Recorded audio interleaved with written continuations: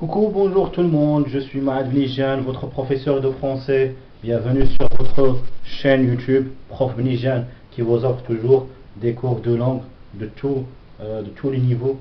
Donc aujourd'hui, avec le cinquième chapitre qu'on va vous présenter, donc dans le cadre de l'activité de lecture, on va faire une lecture analytique de ce cinquième chapitre de La boîte à merveille, un roman autobiographique d'Ahmed Sfarewi, paru en 1956, déjà programmé au programme scolaire du premier baccalauréat.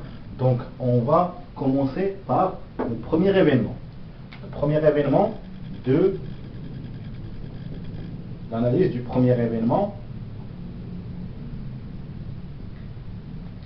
de ce chapitre. Donc le narrateur il est assis sur les nattes du site. Donc c'est un mercredi du printemps.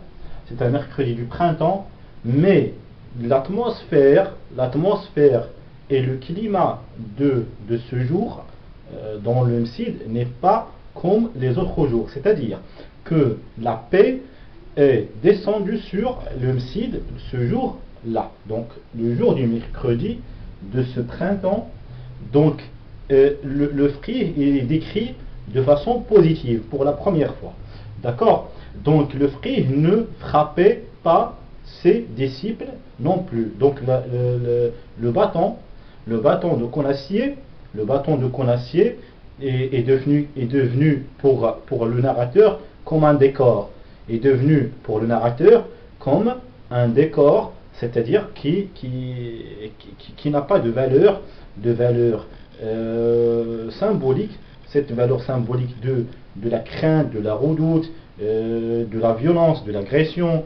Donc, et toutes ces valeurs agressives ou toutes ces valeurs négatives du bâton de conacier sont disparues toutefois au début de ce chapitre, quand le narrateur commence à narrer dans ce chapitre. Donc le narrateur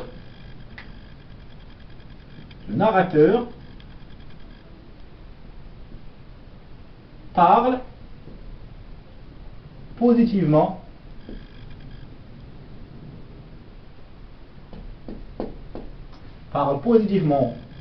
du MSID en disant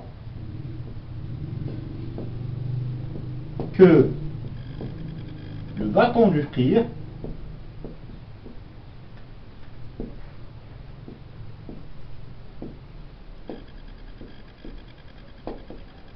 est devenu, ou bien il a perdu toute sa symbolique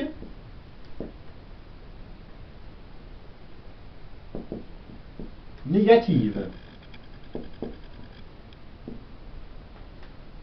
C'est-à-dire cette symbolique négative se représente à travers l'agression, la violence, la crainte, la redoute, la peur du frère, le lieu infernal que représente le MSID. Donc toute cette symbolique négative sur le MSID est devenue positive, c'est-à-dire que la paix est redescendue sur le MSID, c'est-à-dire que l'agression a disparu de ce lieu.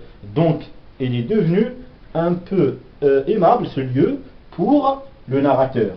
Donc le narrateur dit aussi dans ce début de ce chapitre que le frère leur a annoncé l'approche de la fête de la Shoah. D'accord? Donc la fête de la Shoah, c'est presque la fête du début ou du nouvel an musulman. D'accord? Donc le frère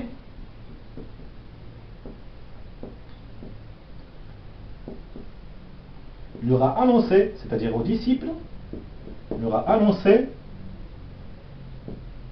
l'approche de la fête de l'Aïchoura.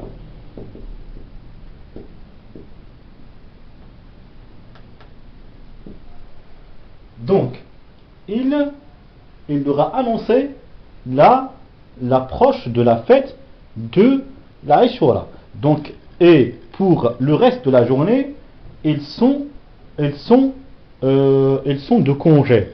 Ils sont de congé, ou bien il leur a donné l'autorisation d'être en repos,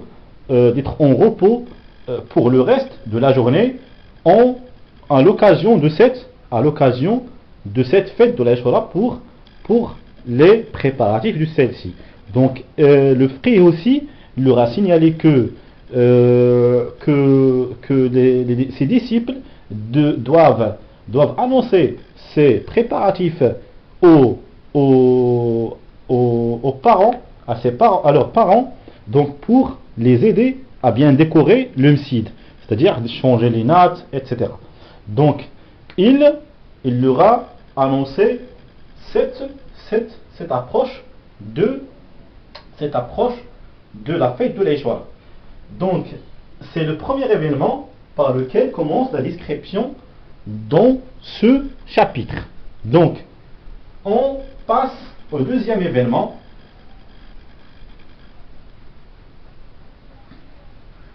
Donc dans le deuxième événement, on commence par le retour de Sidi Mohammed à la maison de Dar Shouafa, c'est-à-dire la chambre où il habite avec sa famille. Donc, deuxième événement, c'est l'arrivée, ou bien le retour de Sidi Mohammed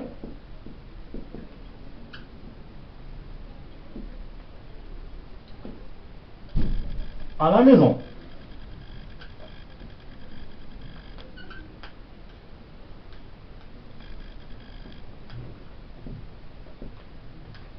Donc, à son retour à la maison, Sidi Mohammed n'y trouvait pas sa mère. Donc il était de visite chez son ancienne voisine, l'Aïcha. D'accord. Donc la maison, de retour à la maison,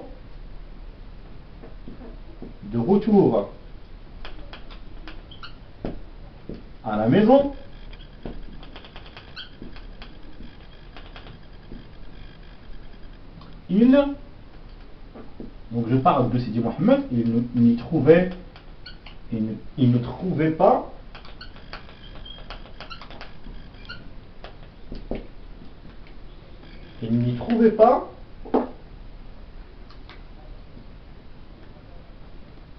sa mère. Donc, de retour à la maison, il n'y trouvait pas sa mère, qui était en visite chez son ancienne voisine,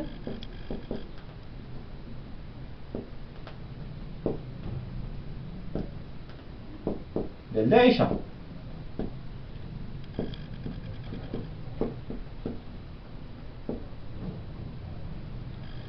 Donc après une longue attente,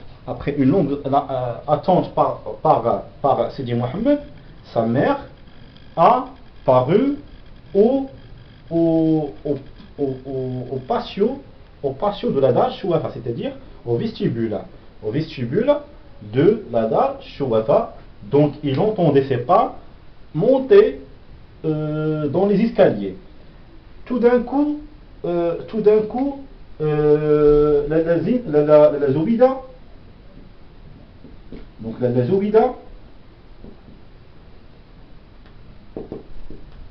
revient à la maison après une longue attente par son enfant, Sidi Mohammed. D'accord? Par son enfant, Sidi Mohammed. Donc, au palier, Fatima Bziouia est sortie de sa pièce pour parler de l'absence, pour parler de la cause de l'absence de Lalla Zoubida. Donc, et dans leur conversation, Lalla Zoubida, il a informé la raison pour laquelle il était allé visiter Lalla Aïcha. Donc, la raison pour laquelle Lalla Zoubida est allé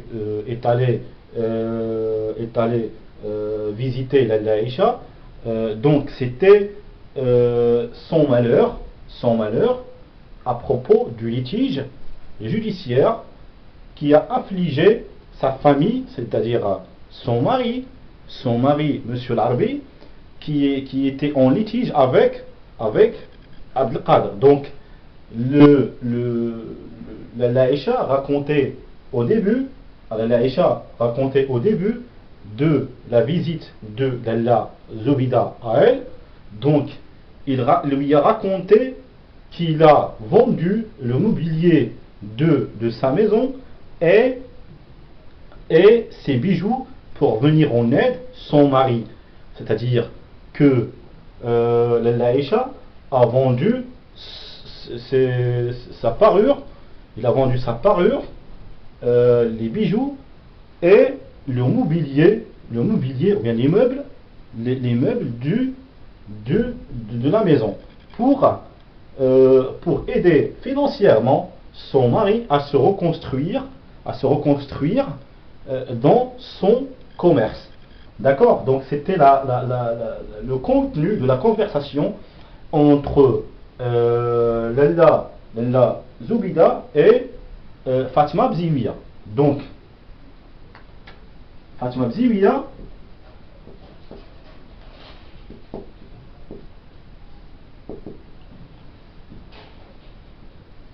s'est interposée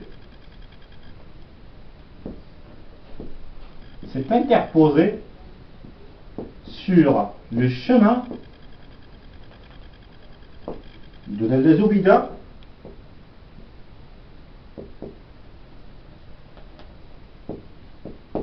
pour lui demander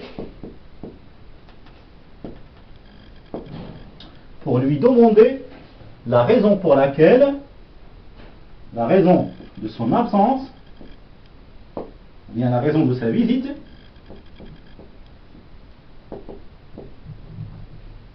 chez son ancienne voisine.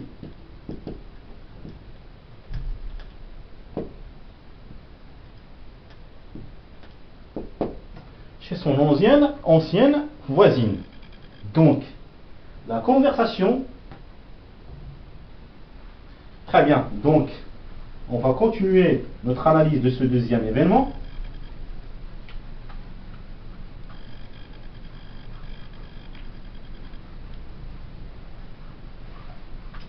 Donc, dans la conversation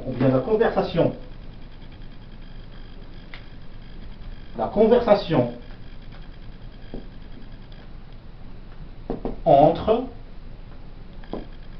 les Zoubida et sa voisine du palier, Fatima Bziouia en l'occurrence,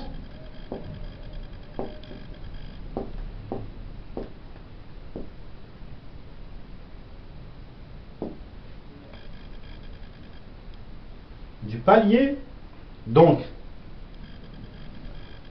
se tenait autour du sacrifice. Retenez bien ce mot-clé, retenez bien ce mot-clé, sacrifice. Pourquoi c'est un mot clé dans mon analyse, dans ma propre analyse et dans ma propre lecture analytique? C'est parce que c'est un sujet majeur, qui s'oppose sur lequel on construit des consignes de production écrites dans le régional. Donc, on va aborder ce mot, ou bien cette notion, ce sujet du sacrifice, dans une autre vidéo pour produire une production écrite là-dessus dans mes prochaines vidéos, Inch'Allah. Très bien, donc du sacrifice de la Aïcha.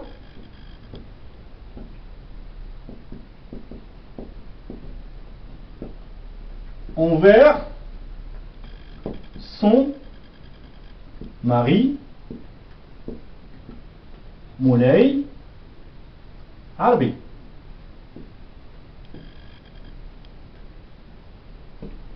Donc en effet, la Aïcha a vendu son mobilier et ses bijoux pour venir en aide financièrement son mari Moulay Arbi. Donc, afin d'aider son mari,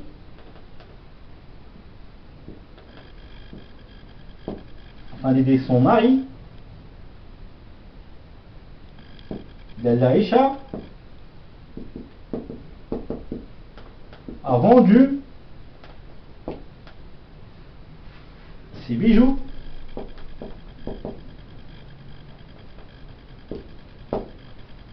et le mobilier de la maison.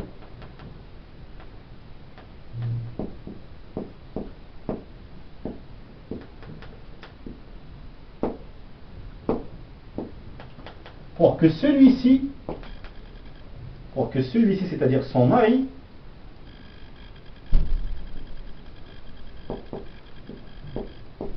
ait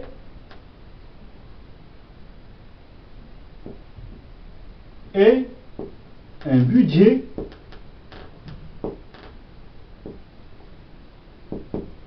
de base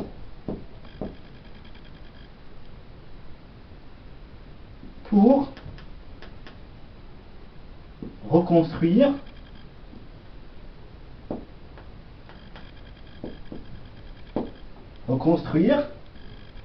son commerce de babouche. C'est-à-dire qu'il voulait, ou bien l'Aïcha voulait l'aider financièrement afin d'acheter ou de louer un nouvel atelier, et y mettre un nouveau matériel de travail pour reconstruire son commerce de base. C'est-à-dire que ce sacrifice, il a aux yeux de la Aïcha une chose positive, c'est-à-dire que le sacrifice de la Aïcha, il a une chose positive à ses yeux pour que son mari ne perde pas pour que son mari ne perde pas sa valeur de grand ma'alem, c'est-à-dire de grand maître dans ce métier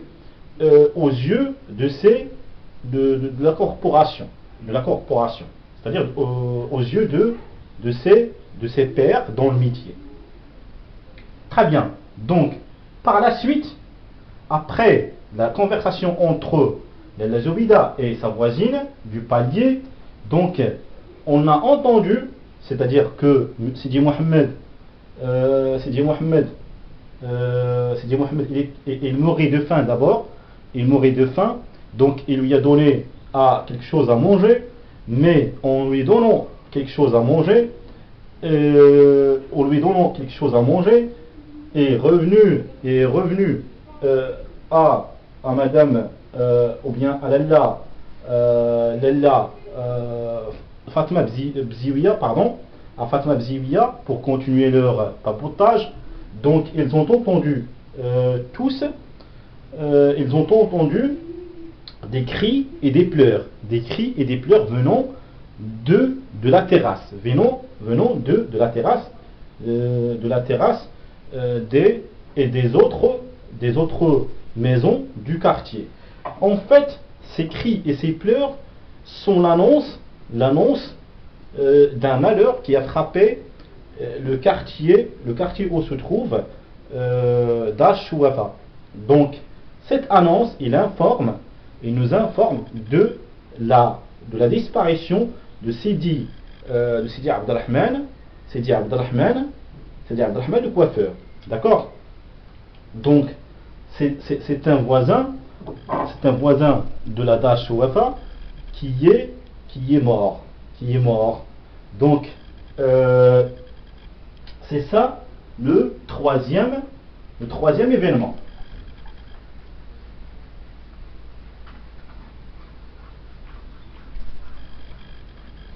Donc, le troisième événement,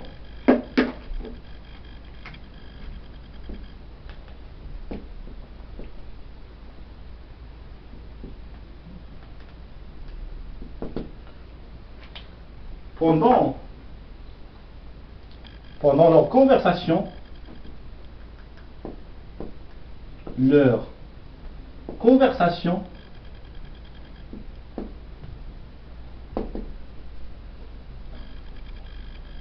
les femmes du palier et Sidi Mohammed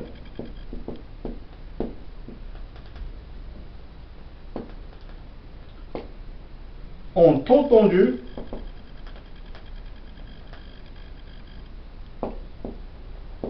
des lamentations, c'est-à-dire des cris de déploration, des lamentations et des pleurs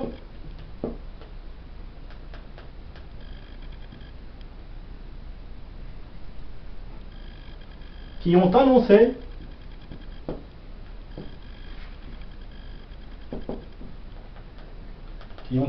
quoi? Annoncé la mort de Sidi Abdelrahman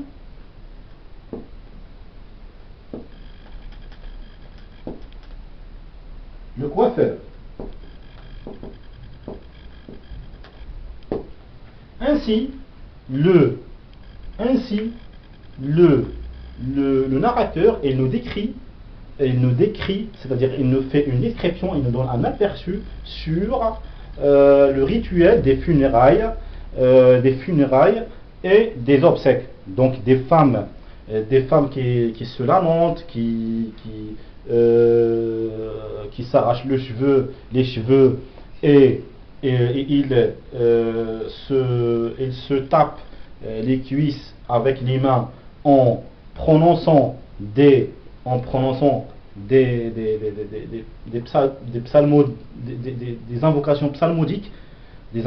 psalmodiques, et des implorations à Dieu. Donc, ce sont les rites que monsieur le narrateur, ou bien l'auteur, ou bien le Sidi Mohammed, nous ont fait la description. Donc, par la suite, il fait la description des obsèques. Donc, puis, dans le quatrième événement,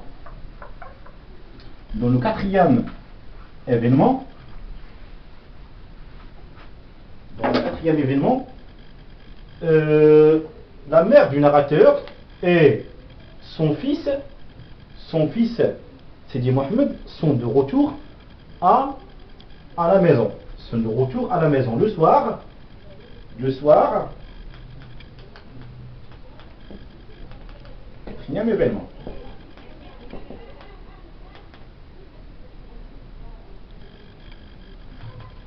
Donc de retour à la maison,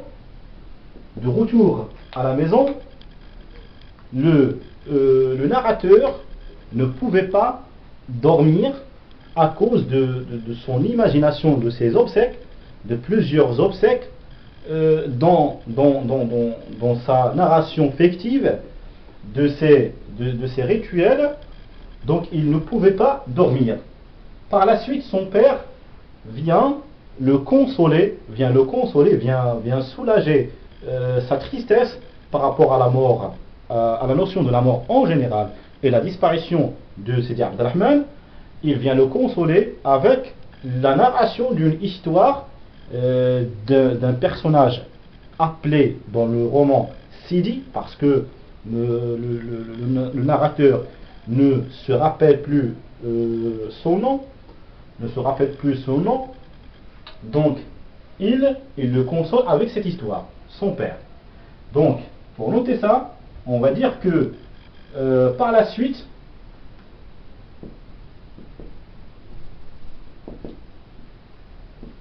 de retour à la maison,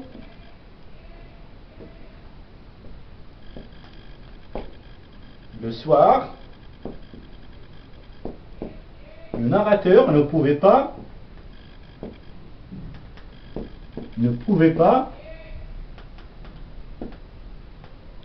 dormir. À cause de quoi? À cause de son imagination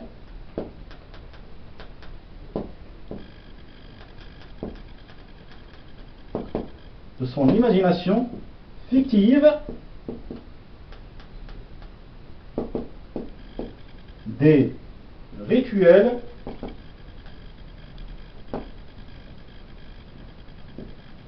des obsèques. Les obsèques, ce sont les funérailles. D'accord? Donc des obsèques en trouvant cela très pathétique.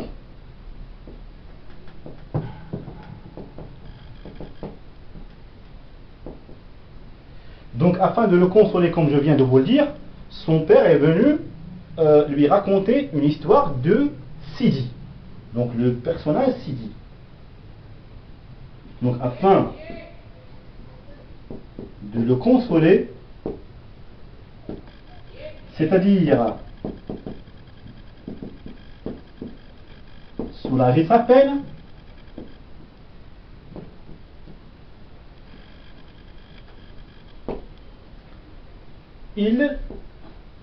son père, lui a raconté l'histoire de Sidi. Donc le nom de ce Sidi, ou bien de ce personnage, le narrateur ne s'en souvient pas, c'est pourquoi il l'a nommé ainsi Sidi. Donc ce personnage Sidi, il suivait les funérailles, c'est-à-dire que à chaque fois il tenait sa boutique d'épices dans un marché. Donc et à chaque fois que des funérailles passent par le marché, il les suivait. C'était son habitude. C'était une habitude pour lui. Mais une fois, il a pris ses babouches dans une étagère. Il s'apprêtait à les mettre dans ses pieds, mais il les a rendus dans son étagère. Donc, par la suite, les marchands autour de lui, les marchands, c'est-à-dire ses voisins dans le marché, ils discutaient de ce geste qu'il était ignoble de sa part. Alors, il est venu, donc ce personnage Sidi, il est venu s'excuser et se donner des prétextes à propos de sa retenue de ne pas aller suivre ces funérailles, c'est-à-dire que ce monsieur, il leur a dit que, ces funérailles, lorsque je voulais les suivre, j'ai trouvé deux anges, ou bien des anges, qui sont là, derrière ce défunt. Donc, et qu'il n'osait pas, il allait pour assister à ces funérailles, parce que ces anges existaient déjà dans ces obsèques. Très bien. Donc c'était la fin de l'histoire de ce personnage Sidi, qui a été raconté par le père du narrateur à Sidi Mohammed. Très bien. Donc le cinquième événement et le dernier événement, c'était la dispute entre Zineb et Sidi Mohammed. Mais avant la dispute, on a un autre événement très marquant, celui de l'offre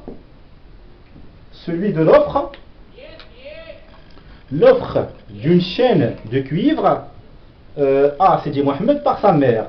Donc, la mère du narrateur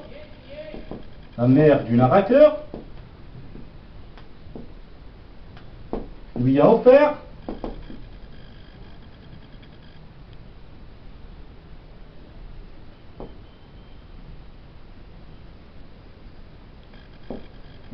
une chaîne de cuivre.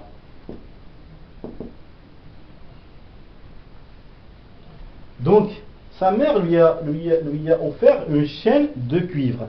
Cette chaîne est un objet magique pour le narrateur, c'est-à-dire que cette chaîne de cuivre va rejoindre les autres objets qu'il cumule dans sa boîte à merveilles. D'accord? Mais avant de la mettre dans sa boîte à merveilles, il va la transformer en or, c'est-à-dire une chaîne en or. Donc il va faire une manipulation pour la transformer en chaîne d'or. Donc il a pris quelques matériels comme des matières pour transformer celle-ci en chaîne d'or, et par la suite il la trempe dans un seau d'eau pour lui donner la brillance qu'il faut à cette chaîne d'or. D'accord? Donc, que le narrateur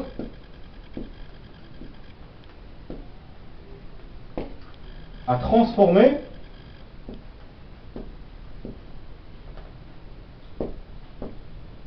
en chaîne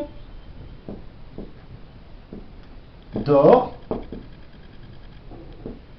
pour la remettre parmi ces objets magiques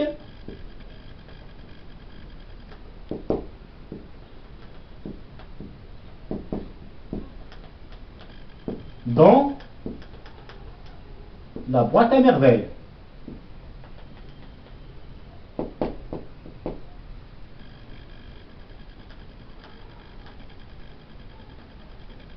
Dans la boîte à merveilles. Très bien. Sauf que le dernier événement se termine sur une dispute entre, comme je viens de vous le dire, entre Zineb et Sidi Mohammed. Donc, avant de la mettre dans sa boîte à merveilles, c'est-à-dire cette chaîne en or, si vous voulez, donc le chat de Zineb n'a pas été aperçu par le narrateur, et il était venu s'inviter chez eux. Par la suite, ce chat a chippé a chippé à son narrateur sa chaîne en or. Il lui a chippé sa chaîne en or. Donc en vain, il a essayé de le poursuivre, mais en vain.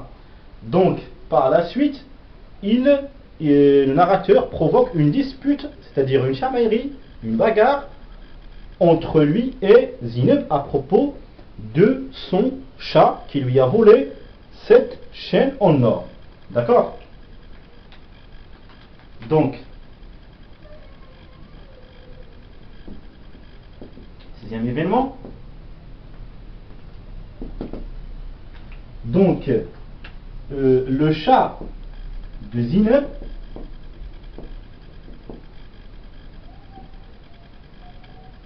a volé la chaîne en or de Sidi Mohammed.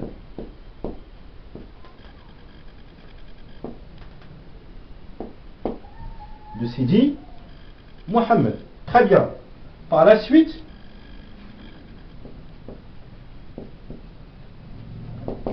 une grosse dispute, une grande dispute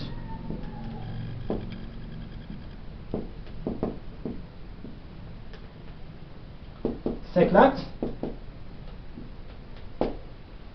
entre Zineb et Sidi Mohammed. Toujours à propos de ce vol de la chaîne en or de Sidi Mohammed par le chat de Zineb. D'accord? Donc par la suite le narrateur a été calmé par sa mère qui l'a invité à dormir, et puis il s'endort, et sur ce le chapitre se termine. Donc j'espère que j'étais clair.